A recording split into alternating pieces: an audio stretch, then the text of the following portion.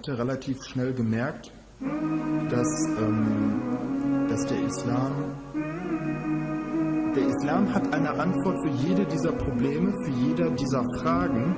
Nur das Problem ist, für einen eingefleischten Atheisten, der 20 Jahre lang auf die Religion geschimpft hat als Massenmanipulation für die Dummen, die zu faul sind, selber nachzudenken,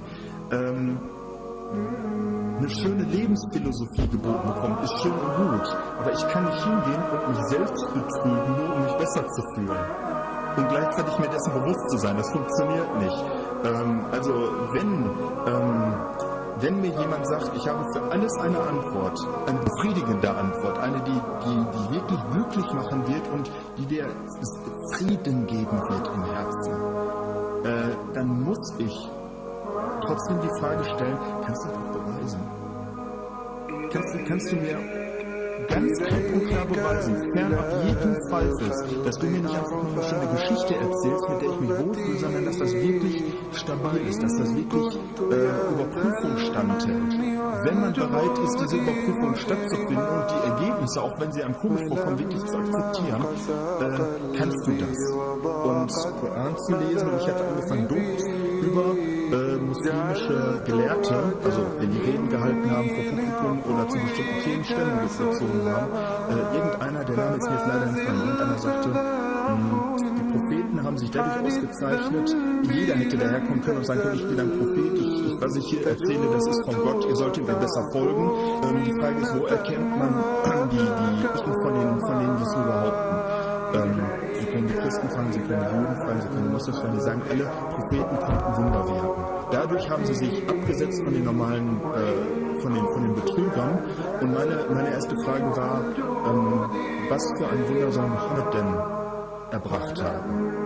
Und wenn man Muslime fragt, werden die alle sagen, das Größte, viele Wunder hat er gemacht, aber das Größte ist, wie bleibt der Koran? Dann habe ich mir gedacht, gut, das ist doch was.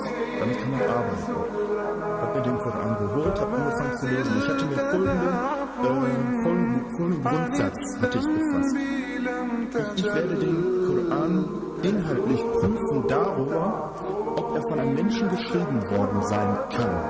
Und ich hatte mir gedacht, du zündest die Kerze an beiden Enden an.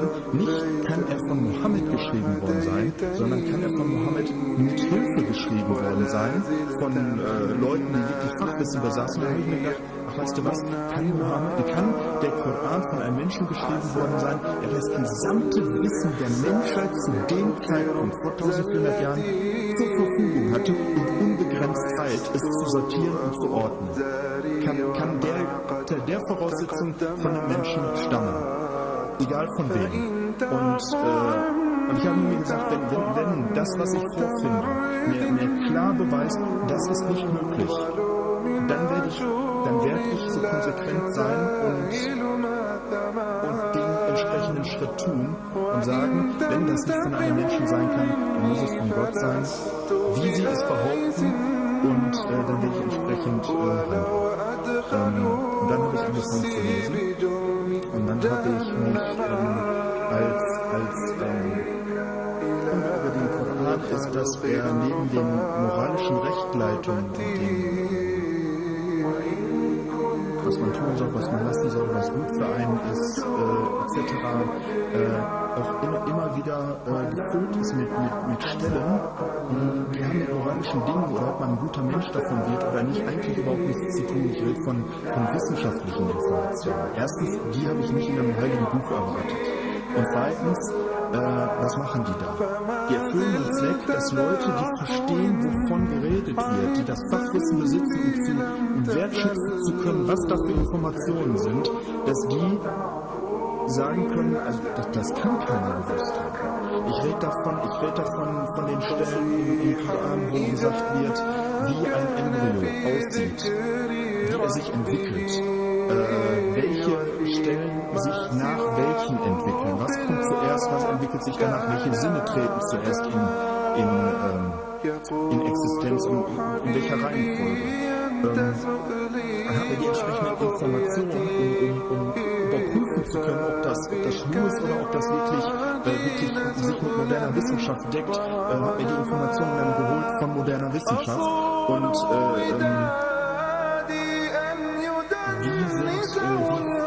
wie gehen Bergmassive unterirdisch weiter, welche Formen, wie sind sie in die Erde reingesetzt, gehen die überhaupt unterirdisch weiter. Informationen über Wellengänge unter der Wasseroberfläche, über wissenschaftliche Erkenntnisse, die erst viele Jahrhunderte, teilweise erst vor wenigen Jahrzehnten überhaupt gemacht wurden. Und zu keinem Zeitpunkt habe ich irgendetwas gefunden, das sich mit einem wissenschaftlichen Beweis gebissen hat. Und ich rede nicht von Theorien, derzeitigen aktuellen Theorien, sondern ich rede wirklich von Dingen, die fernab jeglichen Zweifels wissenschaftlich bewiesen sind, wo nicht mehr daran rumdiskutiert werden kann. Ein plattes Beispiel, wissenschaftliche, klare Sache, die fernab jeglicher Diskussionswürdigkeit liegt, von der Machart. Und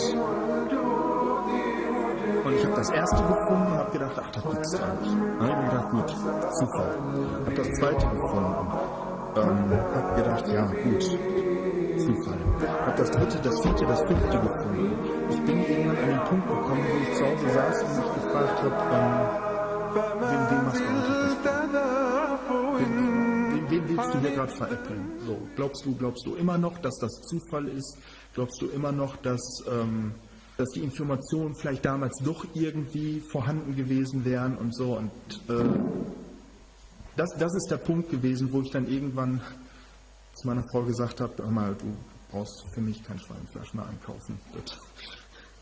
Und ich bin mir treu geblieben. Also ich bin dann wirklich hingegangen und habe gesagt, das ist zwar das Letzte, was du dir vor einem Jahr noch hättest vorstellen können, das ist ein absoluter Stilbruch. Du bist zu dem geworden, worüber du jahrelang geflucht hast, aber du hast den Beweis klar vor Augen und du musst jetzt das Richtige tun, sonst kannst du nicht mehr in den Spiegel gucken. Und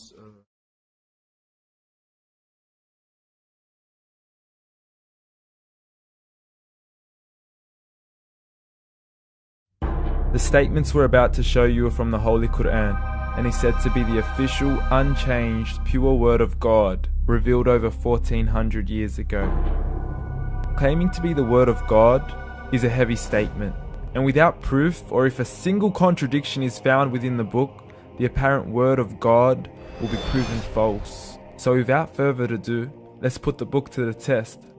In the 23rd chapter, titled The Believers, from the 12th to the 14th verses, God is said to give a detailed description of how the human being is formed.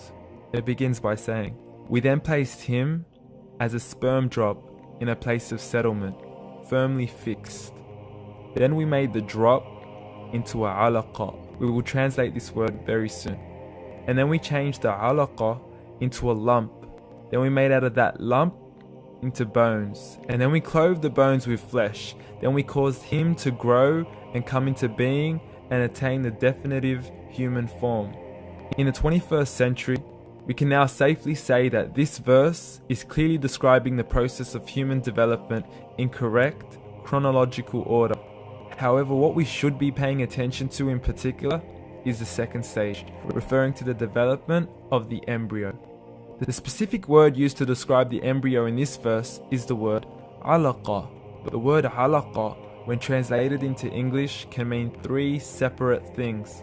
Firstly, a blood clot, or to be suspended, that is to be hanging or clinging to something, or thirdly and finally, a leech. Now, all three definitions don't come anywhere near what we perceive to be the human embryo. So, why are these words used, and what significance do they share with the human embryo? Can the embryo be described as a blood clot? Well, what do you think? In the third week of embryonic development, a tubular heart joins with the blood vessels to form a primordial cardiovascular system, and by the end of the third week, the blood is circulating and the heart begins to beat on day 21. The first thing that comes to mind in regards to being suspended or hanging is the umbilical cord. But we can't use that example because we are simply referring to step 2, before the baby has even formed. But we now know today that the umbilical cord is formed from the connecting stalk. And the connecting stalk is formed as soon as the embryo is formed. The embryo's connecting stalk has even been described by John Allen and Beverly Kramer as an object to suspend the developing embryo in the extra-embryonic column. So an embryo is suspended and does have a strong resemblance with a blood clot. What on earth would an embryo have to do with a leech? Figure A shows the structure of an embryo at 25 days. Figure B shows a leech. Now please note once again that the embryo in this stage is no greater than the size of a kernel of wheat. This is an X-ray of the embryo at 22 days. This is the internal structure of a leech. It's mind-blowing stuff, but you still haven't seen anything yet. This is the head of the embryo at 22 days. The detail you are seeing right now is absolutely impossible to be seen with the human eye and can only be seen with a microscope. This is the back end of a leech. There's no other words used to describe this other than mind-blowing. The pictures we have shown you are impossible to be seen with the human eye or even to be predicted by the human mind. Once again, the verses we have shown you were revealed over 1400 years ago to a man who couldn't read nor write. Are these the words of God? Descriptions of the human embryo in the Quran cannot be based on scientific knowledge in the 7th century. The only reasonable conclusion is that these descriptions were revealed to Muhammad from God, from God, from God, from God, from God, from God.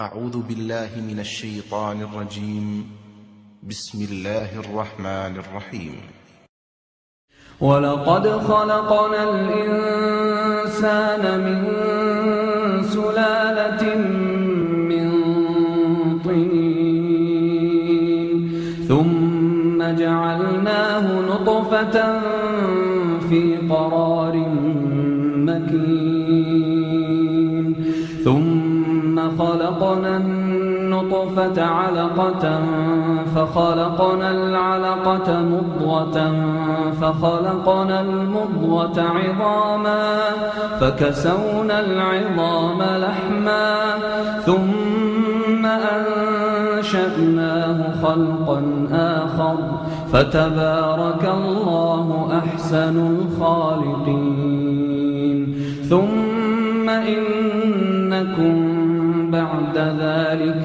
لميتون ثم إنكم يوم القيامة تبعثون